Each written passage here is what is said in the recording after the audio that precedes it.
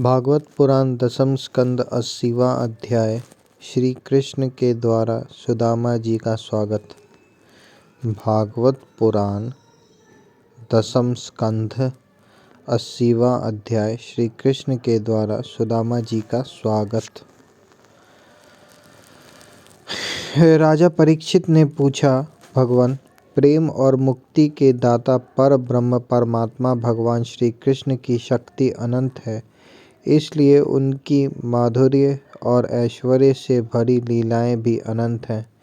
अब हम उनकी दूसरी लीलाएं, जिनका वर्णन आपने अब तक नहीं किया है, सुनना चाहते हैं। ब्राह्मण यह जीव विषय सुख को खोजते खोजते अत्यंत दुखी हो गया है।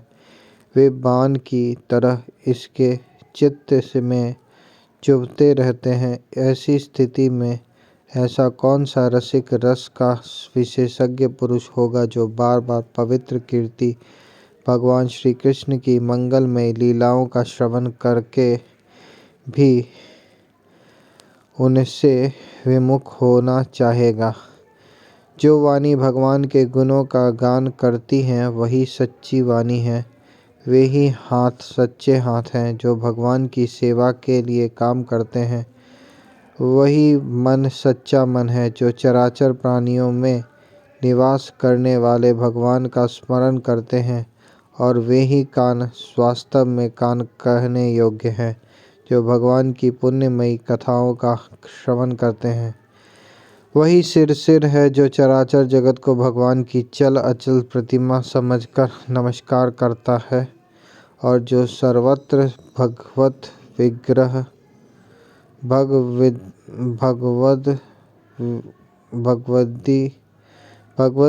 का दर्शन करते हैं। वे ही नेत्र वास्तव में नेत्र हैं। शरीर के जो अंग भगवान और उनके भक्तों के चरणोदक का सेवन करते हैं, वे ही अंग वास्तव में अंग हैं। सच पूछिए तो उन्हीं का होना सफल है। सूत जी कहते हैं, शौनकादिक ऋषियों, जब राजा परीक्षित ने इस प्रकार प्रश्न किया, तब भगवान श्री सुखदेव जी का हृदय भगवान श्री कृष्ण में ही तल्लीन हो गया।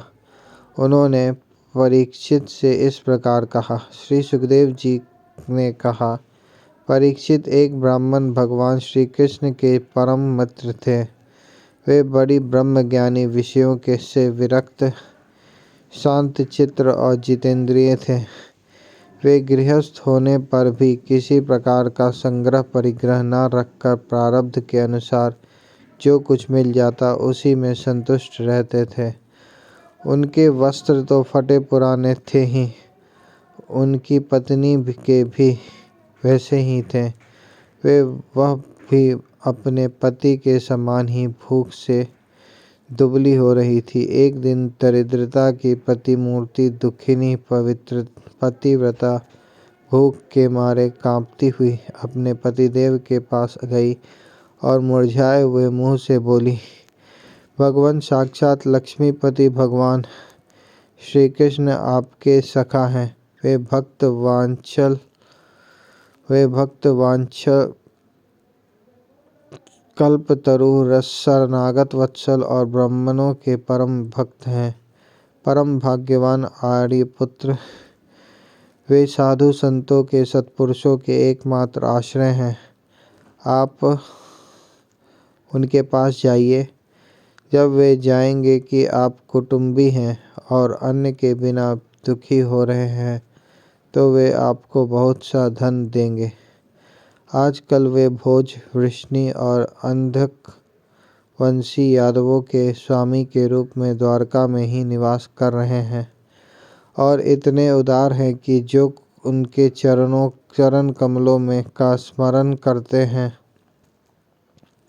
उन प्रेमी भक्तों को वे अपने आप तक का दान कर डालते हैं। ऐसी स्थिति में जगत गुरु भगवान श्री कृष्ण अपने भक्तों को यदि धन और विषय सुख, जो अत्यंत वांछनीय नहीं है, दे दे, तो इसमें आश्चर्य की कौन सी बात है। इस प्रकार जब उन ब्राह्मण देवता की पत्नी अपने पति देव से कई बार बड़ी विनम्रता से प्रार्थना की। तब उन्होंने सोचा कि धन की तो कोई बात नहीं है, परंतु भगवान श्री कृष्ण का दर्शन हो जाएगा, यह तो जीवन का बहुत बड़ा लाभ है। यही विचार करके उन्होंने जाने का निश्चय किया और अपनी पत्नी से बोले, कल्याणी, घर में कुछ भेंट देने योग्य वस्तु भी है क्या? यदि हो तो दे दो। तब उस ब्राह्मणों ने पास पड़ोस के ब्राह्मणों के घर से 4 मुट्ठी चिवड़े मांगकर एक कपड़े में बांध दिए और भगवान को भेंट देने के लिए अपने पति देव को दे दिए। इसके बाद वे ब्राह्मण देवता उन चिवड़ों को लेकर द्वारका के लिए चल पड़े। वे मार्ग में यह सोचते जाते थे कि मुझे भगवान श्री कृष्ण के दर्शन कैसे प्राप्त होंगे। परीक्षित द्वारका में पहुँचने पर वे ब्राह्मण देवता दूसरे ब्राह्मणों के साथ सैनिकों को 3 छावनियाँ और 3 ड्योढ़ियाँ पार करके भगवत धर्म का पालन करने वाले अंधक और विष्णुवंशी यादवों के महलों में, जहाँ पहुँचना अत्यंत कठिन है, जा पहुँचे।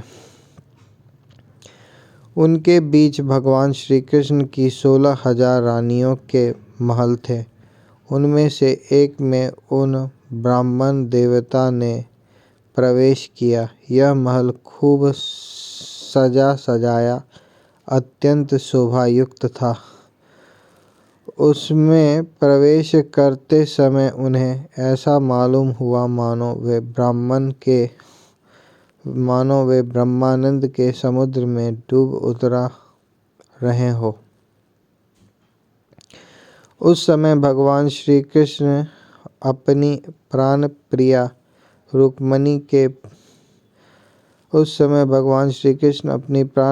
रुक्मिणी जी के पलंग पर विराजे हुए थे। ब्राह्मण देवताओं को दूर से ही देखकर वे सहसा उठ खड़े हुए और उनके पास आकर बड़े आनंद से उन्हें अपने भुजपाश में बांध लिया। परीक्षित परमानंद स्वरूप भगवान अपने प्यारे सखा ब्राह्मण देवता के अंग स्पर्श से अत्यंत आनंदित हुए। उनके कमल के समान कोमल नेत्रों से प्रेम के आंसू बरसने लगे। परीक्षित कुछ समय के बाद भगवान श्री कृष्ण ने उन्हें ले जाकर अपने पलंग पर बैठा दिया और स्वयं पूजन की सामग्री लाकर उनकी पूजा की।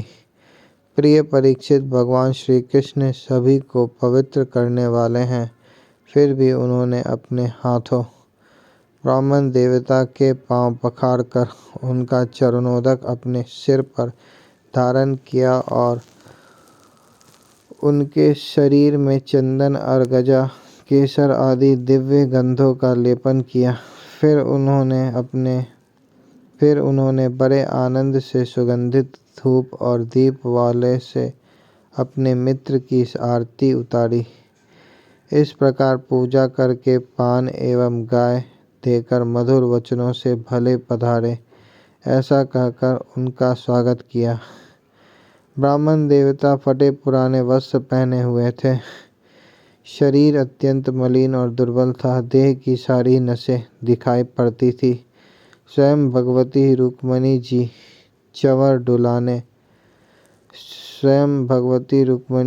चंवर डुलाकर उनकी सेवा करने लगी। अंतःपुर की स्त्रियां यह देखकर अत्यंत विस्मित हो गईं कि पवित्र कीर्ति भगवान श्री कृष्ण अतिशय प्रेम से इस मैले कुचैले अवधूत ब्राह्मण की पूजा कर रहे हैं। वे आपस में कहने लगीं, इस नंग धड़ंग, निर्धन, निंदनीय और निकृष्ट भिखमंगे ने ऐसा कौन सा पुण्य किया है जिससे त्रिलोकी में सबसे बड़े श्रीनिवास श्री कृष्ण स्वयं इनका आदर सत्कार कर रहे हैं। देखो तो सही, इन्होंने अपने पलंग पर सेवा करती हुई स्वयं लक्ष्मी रूपिणी रुक्मिणी जी को छोड़कर इन ब्राह्मणों को अपने बड़े भाई बलराम जी के समान हृदय से लगाया है। प्रिय परीक्षित, भगवान श्री कृष्ण और वे ब्राह्मण दोनों एक दूसरे का हाथ पकड़कर अपने पूर्व जीवन की उन आनंददायक घटनाओं को स्मरण और वर्णन करने लगे जो गुरुकुल में रहते समय घटित हुई थी। भगवान श्री कृष्ण ने कहा, धर्म के मर्मज्ञ ब्राह्मण देव, गुरु दक्षिणा देकर जब आप गुरुकुल से लौट आए तब आपने अपने अनुरूप स्त्री से विवाह किया था, नहीं? मैं जानता हूँ कि आपका चित्त गृहस्थी में रहने पर भी प्रायः विषय भोगों में आसक्त नहीं है। विद्वान, यह भी मुझे मालूम है कि धन आदि में भी आपकी कोई प्रीति नहीं है। जगत में विरले ही लोग ऐसे होते हैं जो भगवान की माया से निर्मित विषय संबंधी वासनाओं का त्याग कर देते हैं और चित्त में विषयों की तनिक भी वासना न रहने पर भी मेरे समान केवल लोक शिक्षा के लिए कर्म करते रहते हैं। ब्राह्मण शिरोमणि, क्या आपको उस समय की बात याद है जब हम दोनों एक साथ गुरुकुल में निवास करते थे? सचमुच गुरुकुल में ही द्विजातियों को अपने ज्ञातव्य वस्तु का ज्ञान होता है, जिसके द्वारा वे अज्ञान अंधकार से पार हो जाते हैं। मित्र, इस संसार में शरीर का कारण जन्मदाता पिता प्रथम गुरु है। इसके बाद उपनयन संस्कार करके सत्कर्मों की शिक्षा देने वाला दूसरा गुरु है, वह मेरे ही समान पूज्य है। तदंतर ज्ञानोपदेश करके परमात्मा को प्राप्त कराने वाला गुरु तो मेरा स्वरूप ही है। वर्णाश्रमियों के ये 3 गुरु होते हैं। मेरे प्रिय मित्र, गुरु के स्वरूप में स्वयं मैं हूँ। इस जगत में वर्णाश्रमियों में जो लोग अपने गुरुदेव के उपदेशानुसार अनायास ही भव सागर पार कर लेते हैं, वे अपने स्वार्थ और परमार्थ के सच्चे जानकार हैं। प्रिय मित्र, मैं सबका आत्मा हूँ, सबके हृदय में अंतर्यामी रूप से विराजमान हूँ। मैं गृहस्थ के धर्म, पंच महायज्ञ आदि से, ब्रह्मचारी के धर्म, उपनयन, वेदाध्ययन आदि से, वानप्रस्थी के धर्म, तपस्या से और सब ओर से उपरत हो जाना, इस सन्यासी के धर्म से भी उतना संतुष्ट नहीं होता जितना गुरुदेव की सेवा शुश्रूषा से संतुष्ट होता हूँ। ब्राह्मण, जिस समय हम लोग गुरुकुल में निवास कर रहे थे, उस समय की वह बात आपको याद है क्या, जब हम दोनों को एक दिन हमारे गुरु पत्नी ने ईंधन लाने के लिए जंगल में भेजा था? उस समय हम लोग एक घोर जंगल में गए हुए थे और बिना ऋतु के ही बड़ा भयंकर आंधी पानी आ गया था। आकाश में बिजली कड़कने लगी थी। तब तक सूर्यास्त हो गया। चारों ओर अंधेरा ही अंधेरा फैल गया। धरती पर इस प्रकार पानी ही पानी हो गया कि कहाँ गंगा है, कहाँ किनारा, इसका पता ही नहीं चलता था। वह वर्षा क्या थी, एक छोटा मोटा प्रलय ही था। आंधी के झटकों और वर्षा की बौछारों से हम लोगों को बड़ी पीड़ा हुई। दिशा का ज्ञान न रहा। हम लोग अत्यंत आतुर हो गए और एक दूसरे का हाथ पकड़कर जंगल में इधर उधर भटकते रहे। जब हमारे गुरुदेव सांदीपानी मुनि को इस बात का पता चला, तब वे सूर्योदय होने पर अपने शिष्य हम लोगों को ढूंढते हुए जंगल में पहुँचे और उन्होंने देखा कि हम अत्यंत आतुर हो रहे हैं। वे कहने लगे, आश्चर्य है पुत्रों, तुम लोगों ने हमारे लिए अत्यंत कष्ट उठाया। सभी प्राणियों को अपना शरीर सबसे अधिक प्रिय होता है, परंतु तुम दोनों उसकी भी परवाह न करके हमारी सेवा में ही संलग्न रहे। गुरु के ऋण से मुक्त होने के लिए सत्य शिष्यों का इतना ही कर्तव्य है कि वे विशुद्ध भाव से अपना सब कुछ और शरीर भी गुरुदेव की सेवा में समर्पित कर दे। द्विज शिरोमणियों, मैं तुम लोगों से अत्यंत प्रसन्न हूँ। तुम्हारे सारे मनोरथ, सारी अभिलाषाएं पूर्ण हो और तुम लोगों ने हमारे जो वेदाध्ययन किया है वह तुम्हें सर्वदा कंठस्थ रहे तथा इस लोक एवं परलोक में कहीं भी निष्फल न हो। प्रिय मित्र, जिस समय हम लोग गुरुकुल में निवास कर रहे थे, हमारे जीवन में ऐसी ऐसी अनेकों घटनाएं घटित हुई थी। इसमें संदेह नहीं कि गुरुदेव की कृपा से ही मनुष्य शांति का अधिकारी होता है और पूर्णता को प्राप्त करता है। ब्राह्मण देवता ने कहा, देवताओं के आराध्य देव जगत गुरु श्री कृष्ण, भला अब हमें क्या करना बाकी है, क्योंकि आपके साथ जो सत्य संकल्प परमात्मा है, हमें गुरुकुल में रहने का सौभाग्य प्राप्त हुआ था।